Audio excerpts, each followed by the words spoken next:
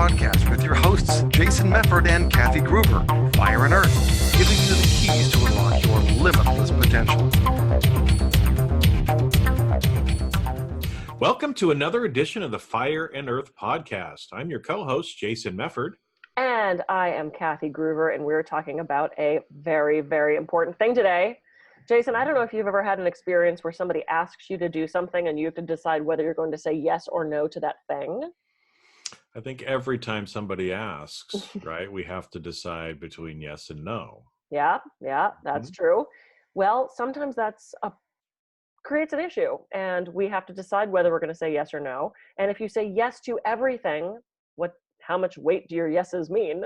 And if you say no, not enough, that was a very poorly put together sentence. If you don't say no enough, you know, it's a place of balance, and you have to balance out that yes and that no, because when you say yes to something, you're saying no to something else, whether you realize it or not.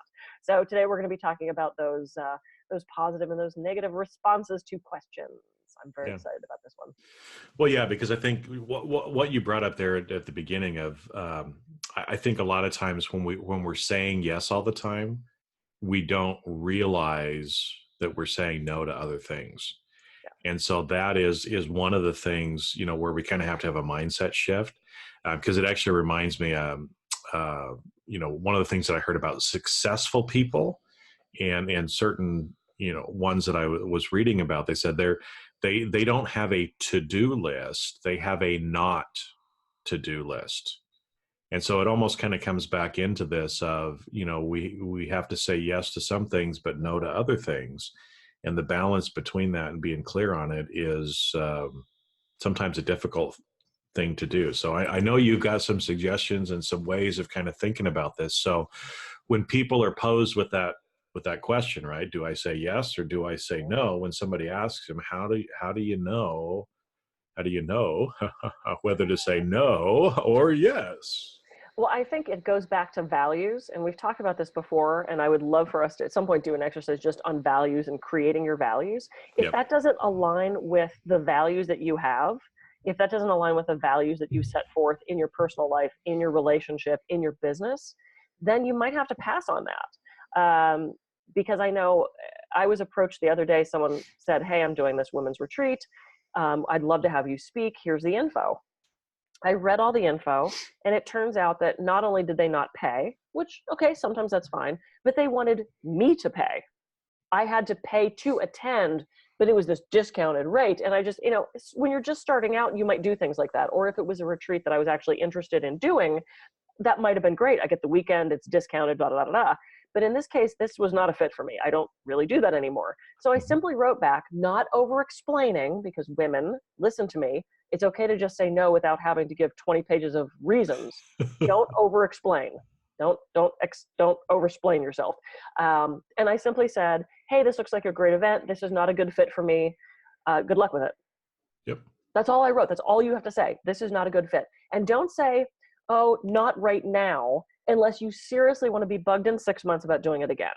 Mm-hmm. Hey, do you want to advertise on da-da-da-da-da? Oh, this isn't a good fit right now. They hear right now, and they go, oh, good, we'll put her on the list to call her in a month and do the same spiel. If it's a no, just say no.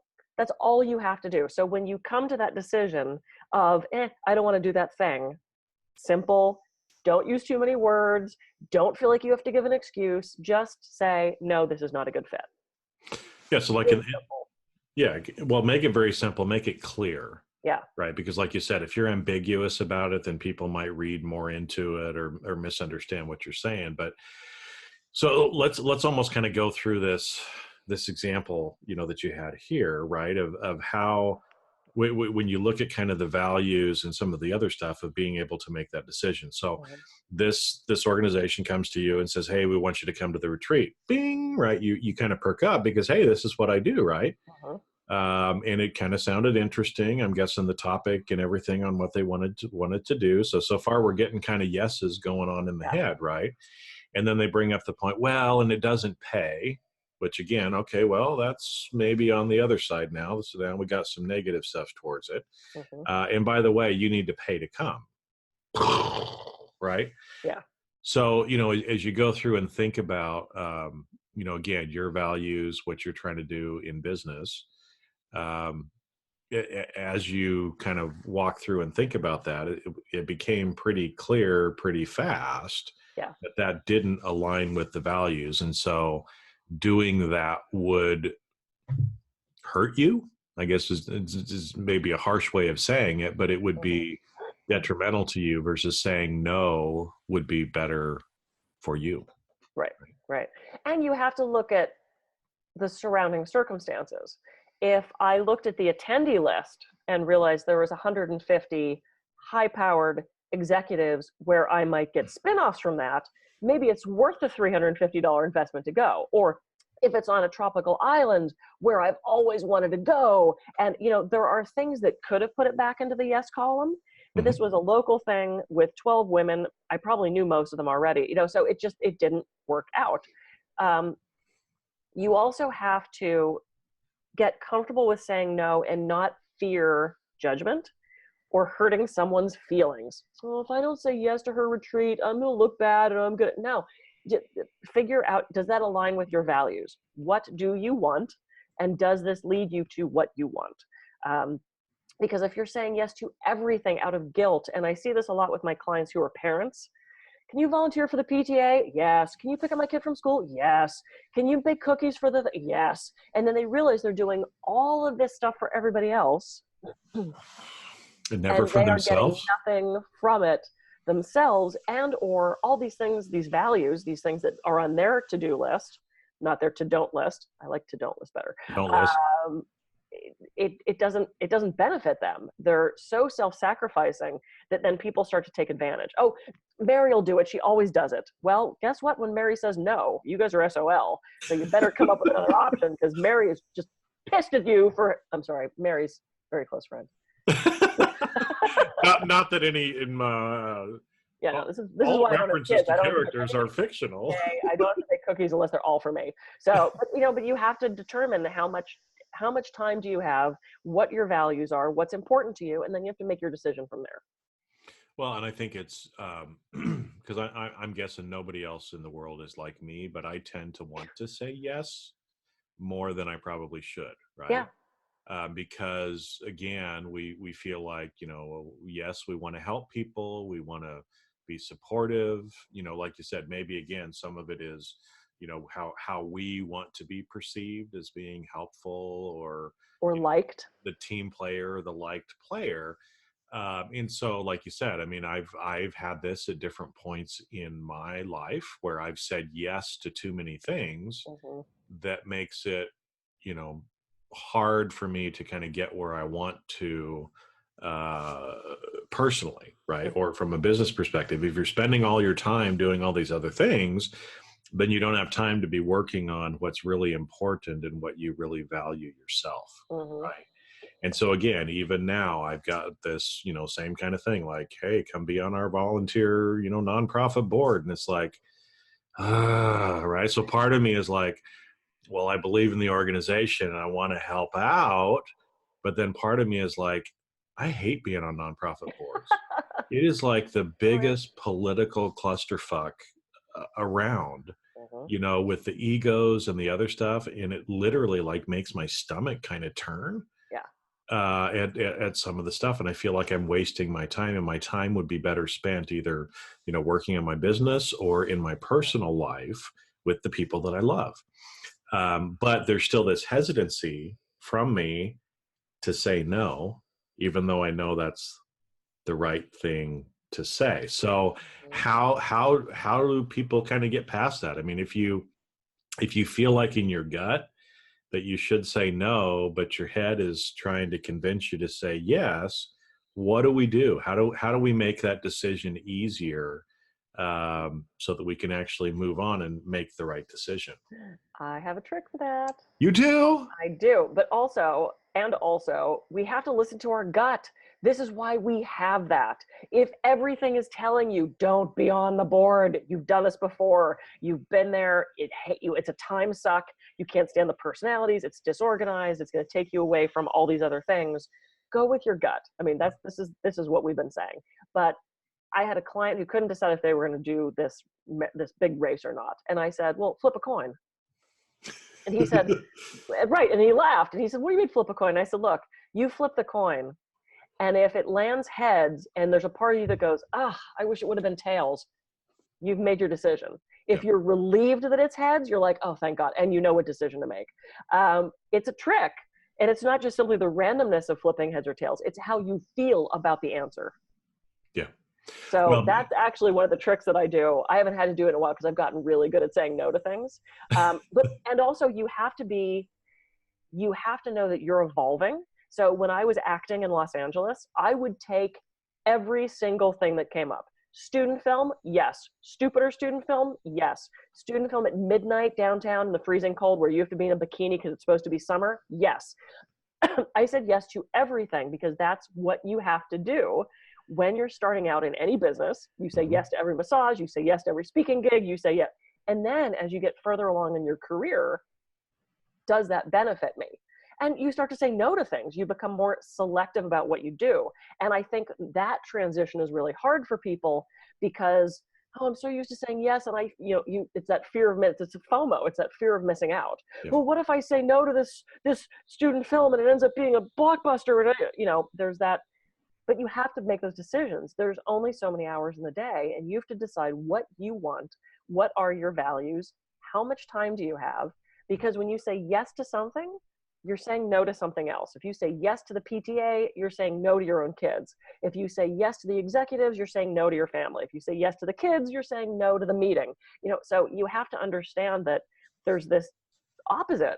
And so for every yes you're saying, you're also saying no to something else. And as we talked about off the air, sometimes it's your own self-care. If I say yes to being on that board, no, I can't get my massage every Saturday. Yep. So you have to weigh those options and decide what works for you, how much self-sacrifice you want to give, and what aligns with your values. Yeah.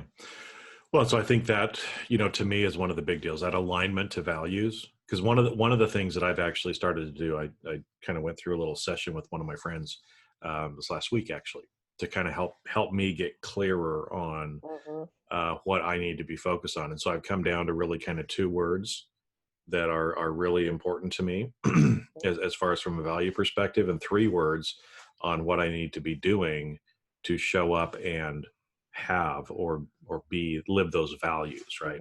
So again, we'll have to talk about values on another one because that's a whole episode by itself. That's episodes.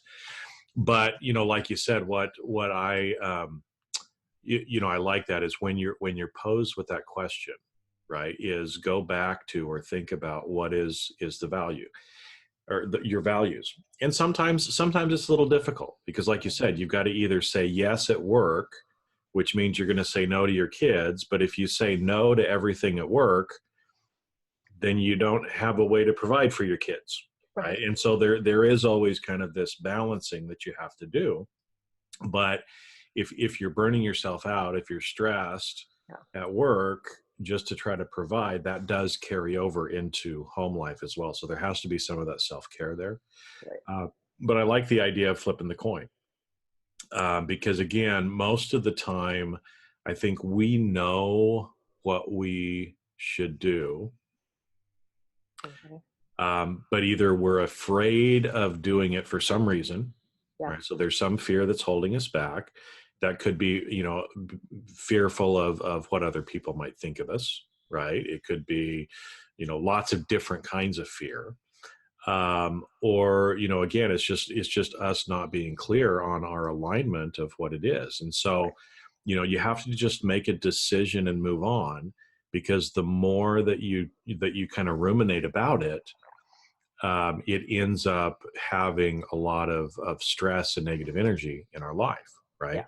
And so again, I've talked before about, the kind of that feel, think, and do kind of thing. And the quicker that you get through that, what do you feel in your gut? Let it think in your head, but don't let it think in your head for a week. Right? You don't need that much time. And if you feel like you're kind of locked up and don't know what to do, then just flip the coin and again, see how you feel, realizing that again, there's kind of that difference, but the 6 seconds or so between what we feel and then when our conscious mind takes over. But if you flip that coin and it lands and you feel total relief, then 6 or 7 seconds later, you should go, wow, that total relief means that's the right answer and I better do it. And then you just make the decision and you move on. You type the email that says, thanks, but not a fit for me. Mm-hmm. Right. And then Yes. you move on. And I just had a really good point. And it went. I watched it go. Like, oh, well, that's gone. Yeah, I have no idea. It'll come back. It was really important. Well, then it'll come back. Oh, wow. I got to stop smoking crack this early. It just really Didn't we do an episode on falling off the wagon? Yeah, I think there's something like that, right? Yeah. Yeah. Anyway, so yeah, okay. I don't know. But yeah, I mean, it's we all have, and when you stop and think about it, we all probably have hundreds of these little decisions we have. Oh, I got it. Every day. There you go. See, I knew it was going to come. Here we go. Bring it. Okay, sorry. So there's two strongly motivating factors with us humans, guilt and fear. So there's that guilt of we need to do this thing or else what are people going to think, and what if they hate me, and what if they don't like me, and what if they kill me, and it goes back to us thinking we're going to die. Yep. And if you ask people why enough, why they're afraid of something, even if it's being judged, it comes down to I'll die, or you have this feeling that you're going to die. So I think there's this whole row of people pleasers who are so who are so stuck in that track of guilt and fear. They say yes to things because somehow that gives them that identity. Somehow that makes them feel whole. And that way other people like them, which gives them more identity. So it's wrapped up in this whole like ego, identity, thought form, label thing. Guilt and fear, hugely motivating factors. And we have to find a way to step out of that and feel secure enough in ourselves, have that self-worth enough that we don't need that outside approval or outside influence to make ourselves whole. It's a whole nother episode. But yeah, it's the guilt and fear thing. It figures into this so strongly when it's do you want to pick up the kids from school? Yeah. Clearly you don't want to, but you're saying yes because you're guilted into it, or you're afraid of judgment, not being liked, whatever. Yeah. Well, and I think that, like you said, that is another whole episode, because it is something that, again, as I've tried to kind of shed layers of myself, we get taught that. We get guilted into doing a lot of stuff a lot of times, and people, whether they mean to do it or not, whether it's malicious and manipulative, or if they don't understand that they're actually doing it, there is a lot of that's out there. Right. And so a lot of times when we try to say no, especially if we're ambiguous about it, people are going to come back and try to convince us and try to twist our arm and, make us feel guilty. Like, oh my gosh, what do you mean you're not going to help with the PTA or whatever it happens to be? Right. Don't you love our children? Yeah. There goes the field trip. Don't you love your children and the children in the school? Right. And somebody kind of lays on the guilt. But again, you have to kind of stop and step back and say, me saying no to that has nothing to do with me loving my kids or wanting the success of the school or wanting the field trip, right? Those are two completely separate things. And a lot of times it is, believe me, it's hard because I'm still trying to deal with this shit of separating yourself from that and realizing that actually, being kind and telling people what they need to hear and what you need to do is the better long-term route. It takes some courage to do that. And there can be blowback, but you have to realize that your self-worth has nothing to do with what other people say or what they do or what they think of you. It's you, and you've got to deal with that. You've got to let those things go and realize that just by saying no, see, because again, what we said at the beginning was when you say yes to everything, you're saying no to other things. But when you say no to things, you're also saying yes to other things. Yeah. No, I'm not going to do this. So yes, I have more time for that. Right. And if you say yes to everything, then how much value does your yes really have? Mm-hmm. It isn't as, not to use the word special, but if you say yes to every single thing, then it diminishes the power of your yes to me. I mean, it diminishes that weight of it if you just blindly say yes to everything, especially out of guilt or fear. There's not as much value to it. It's not as important then if just everything has the same weight of yeses.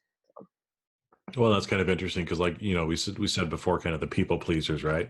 Oh, Jason, he'll do it. He always does it. He'll always show up. He'll do it. Whatever, right? And actually, by saying yes all the time, what you're actually doing is those people are valuing you less, Mm, right? Because they know, oh, you're always going to do it. He's always going to be there. yep. And actually saying no increases your value, right? As far as too, because when you say yes, it does actually mean more Yes. because you've said no so many times before. So it's a little bit of an irony there Mm-hmm. that actually saying yes all the time actually probably diminishes your value or perceived value that others have of you Yeah. as well. Yes. And yeah, yes, no, this is going to be like a who's on first kind of thing, right? Yes, no, who's on first? I don't know. Anyway, He's third base. he's third base. Tomorrow's pitching, today is catching. I love that skit. Yeah, it's a great skit. It's like one of my favorite things. All right, who knew that Abbott and Costello would get pulled into this anyway? Unedited, unscripted, right? Here we go. Right. Raw, is it raw somewhere? Raw, yeah, Raw's in there somewhere too. Okay, cool. So yeah, and I think again, it's a difficult thing for people to kind of get, but I think one that is very important. It's okay to say no. Right. And we actually have to say no if we're going to have the yes and be able to get what we actually want as well. Yeah. And we have to, again, what do we want? Mm-hmm. What are our values and what is going to lead us towards those goals? And are there times that you do help someone out?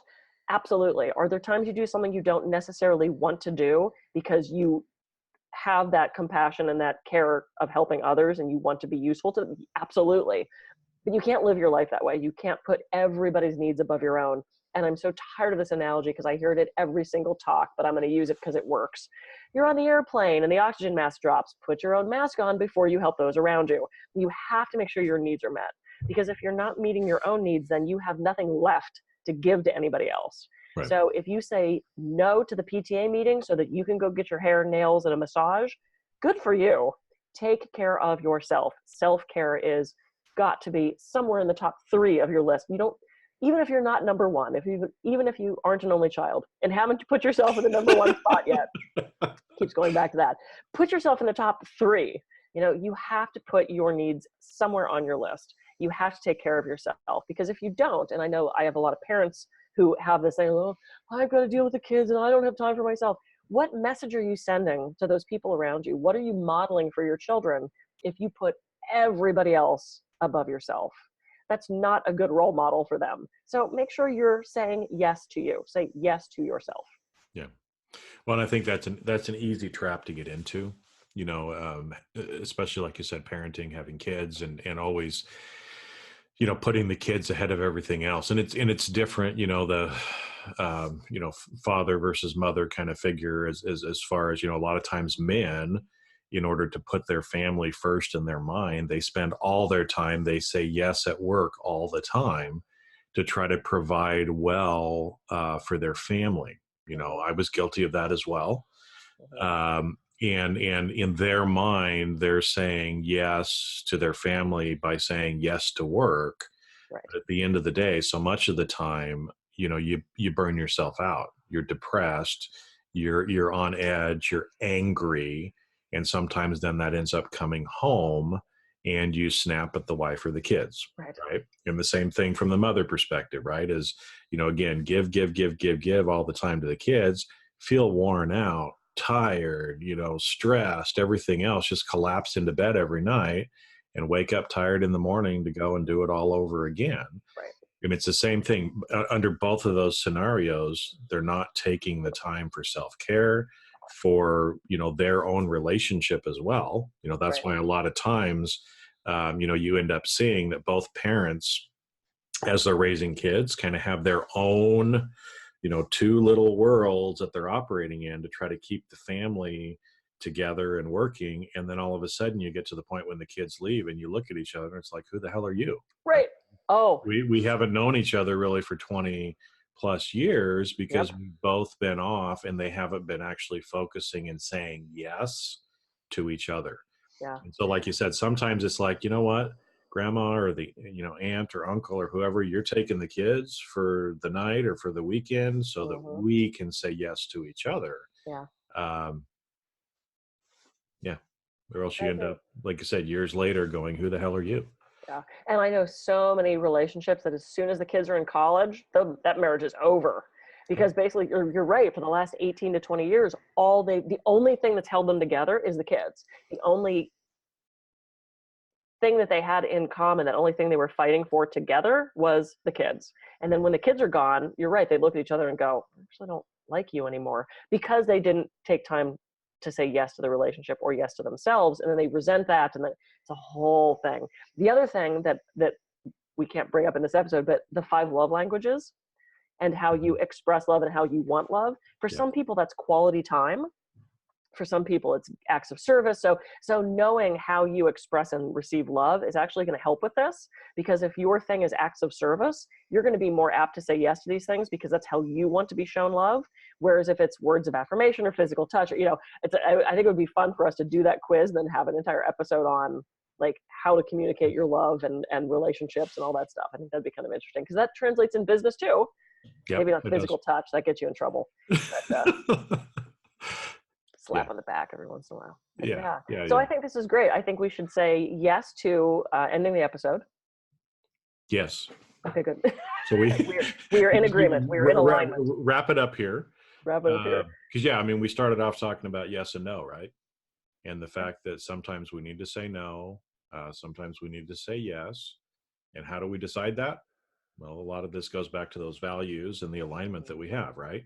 Yep. Am I saying yes to something that is in alignment with my values and goals and long term where I want to go? Or is it something that's good in the short term, for me to be able to do? Or do I need to say no?